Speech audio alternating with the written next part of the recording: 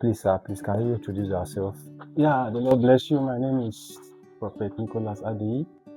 I based in Kaduna, and by the special grace of God, God has been faithful, very, very faithful. So, sir, how did you discover your calling into the ministry? Okay, I discovered my calling since when I was very little. I began to, most especially, I was very close to my mom. I do tell her some kind things that will happen, and within a short period of time, it will happen. To some certain level, she's as in a kind of surprise. At times, if I began to say something, she will just, as in use language to tell me that to keep quiet, because I'm from a family, a Catholic background, and at the initial stage, we're not used to anything prophetic and the rest, but by the special grace of God, there is prophetic in Catholic Church now. So with time, she got to know that yes, gradually, there was a day I was coming back from school. So I based in Kurumachi. Then when I came back from school, there's a place called Kanti. I was to go there so that I can, as in, meet up or hook up with my friends. Then there's this water that they normally do. It was a herbalist that came. When the herbalist came, he was doing all this, he's performing his magic. Suddenly, when I came there, I appeared there, he stood, he stopped. Wow. He said, "Who is this?" They now told him that he's a neighbor around. He now said, "Kai, this guy has a star, that he has a calling. Even a herbalist acknowledge my calling. Am I communicating?" Yeah. Then it get to a time when I went for catechism for First Holy Communion. Yeah. I went there for First Holy Communion. Then Reverend Father Big Joe, I went there, he saw me. I went there for a class. He now automatically said that I should become a teacher. You see, he began to, acknowledge or confirm my calling. So from students, I became a teacher. I began to teach even the marriage class, because as a catechism teacher, you teach both marriage class and normal Holy Communion class. So I began to teach both the catechism, the First Holy Communion, and the marriage class. Imagine, at a younger age, I began to give orientation to married people or people that are about to get married. So before you know it, anywhere I go, they will say that, "Did I know that I have a calling?" Anywhere I go, did you know that you have a calling?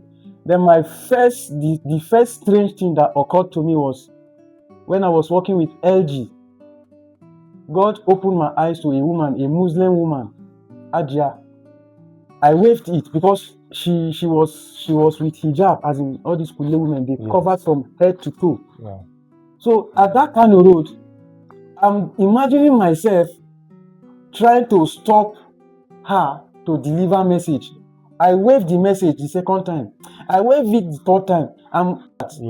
I now say, okay, let me just Adja, that Allah, I'm not saying Magana Deki. She now gave me her attention. Wow. She was even the one that even moved aside. She gave me attention. I now delivered the message, and it was confirmed. And since then, even my admission, she was the cause of my admission. Wow.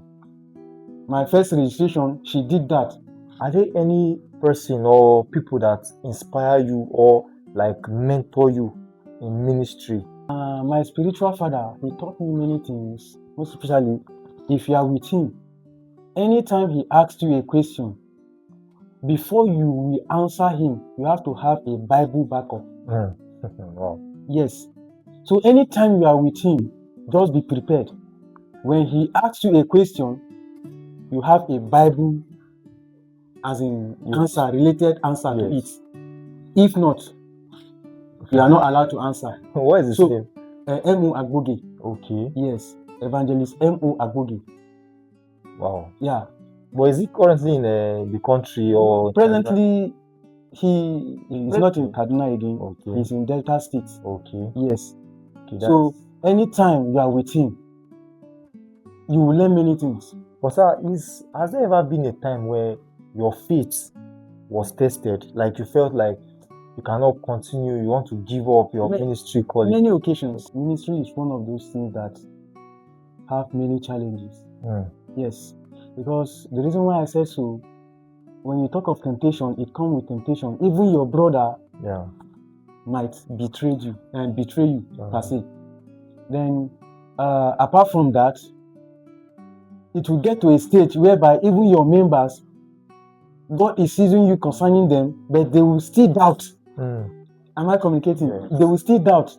How do you prepare for your message? Because I know your purpose in the ministry, you have over the years, you have been attending to people, counseling people, preaching to people, ministering to people. Yes. So how do you prepare for Message. each message session that you have? I don't prepare message. Before, I used to prepare message, and anytime I prepare message, I used to have jotter. I will prepare my message, give topic to it. But it get to a stage whereby I will prepare a message, but as soon as I get to the stage, I will now hear a voice. How it started, there was a particular time I was with my friend, so he said that I should preach concerning prosperity. Am I communicating? Yeah. I prepare a message concerning prosperity. Prosperity. But immediately I was on the pulpit, I now heard, tell my children, how will the coming of Christ look like? I just switched. Immediately I switched, God now gave me where to read. And that was how it was. There was a prophetess behind me. When I came down after everything, the message, when I did an altar call, almost every seat was empty. Wow. From there, God opened my eyes. I began to prophesy. After leading them to Christ, I began to prophesy one after the other, one after the other, one after the other. So that very day was just God moved, God proved himself that very day.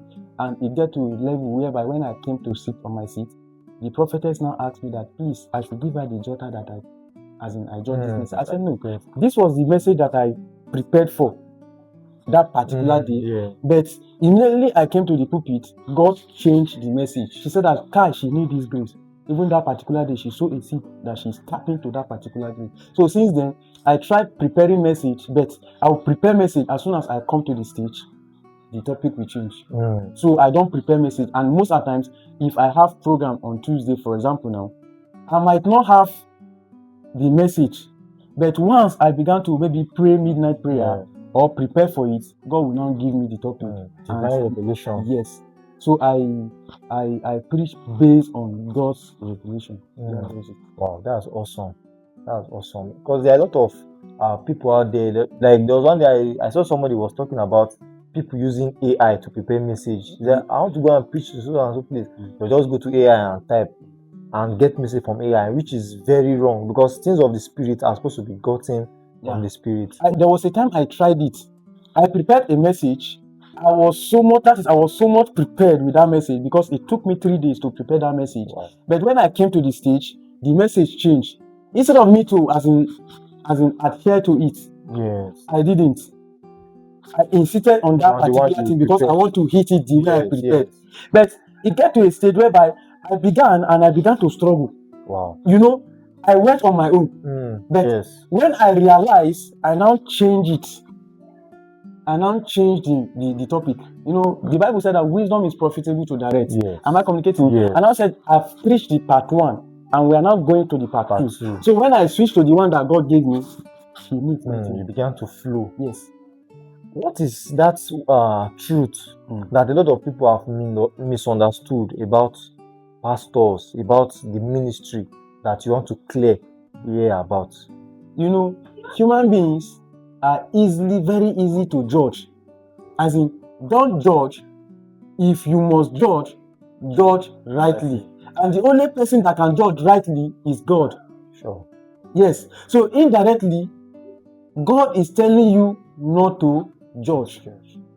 You understand what I'm saying? Yeah. But you will find out that when you begin to raise a prayer point, any power fighting me, die. They will begin to say that, why this pastor or why this prophet would they shout, die, anything, die. You see, they are judging. But Jesus Christ was the one that said on his own, you know, anything that is being painted red in the Bible is Jesus Christ that is speaking directly. You understand? He said that those my enemy that don't want me to rule over them, bring them and slay them before me. Meaning, in other version, they will tell, bring them and kill them before me. But when you begin to pray, Any demon fighting me from my paternal side, die. They go say this one, anything na kill. Which kind of pastor or which kind of prophet be that? You see, they don't judge. Yes. And God said that don't judge, but if you must judge, judge rightly. So we're already in the last lap, and this session is a very timely session, and by God's grace, we'll be doing a part 2, and if possible, we are going to be having series of it. So before we go, sir, what do you have to tell the viewers and people that are watching you right now? I can speak outside and I will interpret it with English. Okay.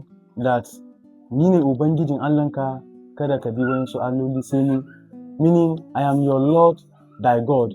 Do not serve any other God other than me. Then it go further by saying that because,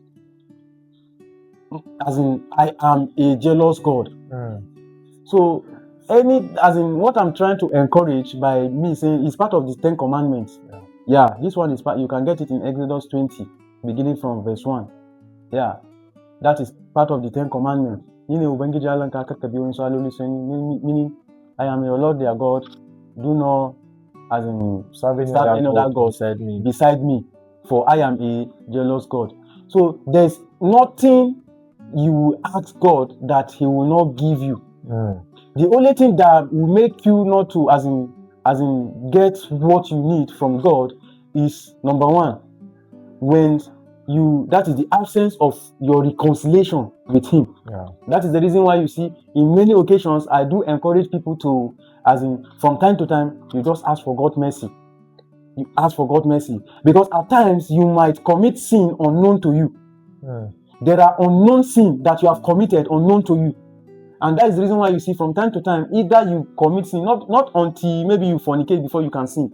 You find out that relationship you are reconnecting yourself to God, and it's just like, for example, now you have a good relationship with God. Anything you ask, He will give, except it's something that will kill you that He will not give. So that is just that about it.